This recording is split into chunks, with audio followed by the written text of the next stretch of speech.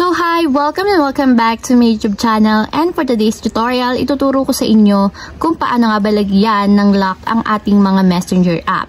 So itong tutorial na to is hindi na natin kailangan ng other apps para ma-enable natin yung lock ng ating messenger. But first, can subscribe to my channel and don't forget to hit the subscribe button and the bell to notify you for my new updates. And if you want to learn more, just keep on watching and let's start. So ayan, for today's video, gagamit lang muna tayo ngayon ng settings ng pinakang phone. So ayan, i-open lang natin yung settings ng ating Android phone.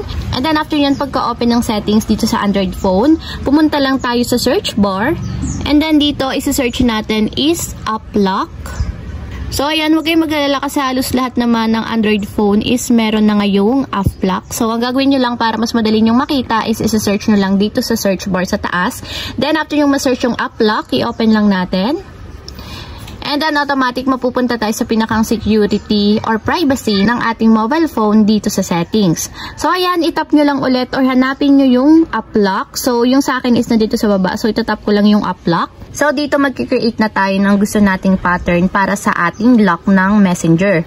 So for example, ganitong pattern yung i-create ko.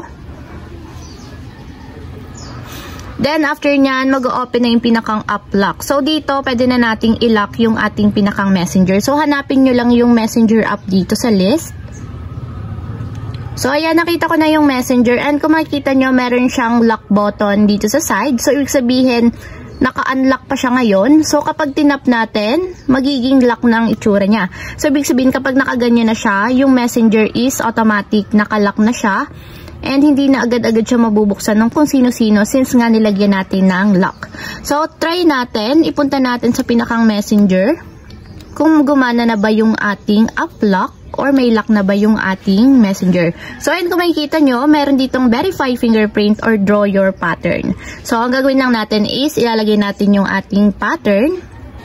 And kung makikita nyo, naka-enable naman or naka-activate yung aking lock ng messenger or yung pinakang app lock.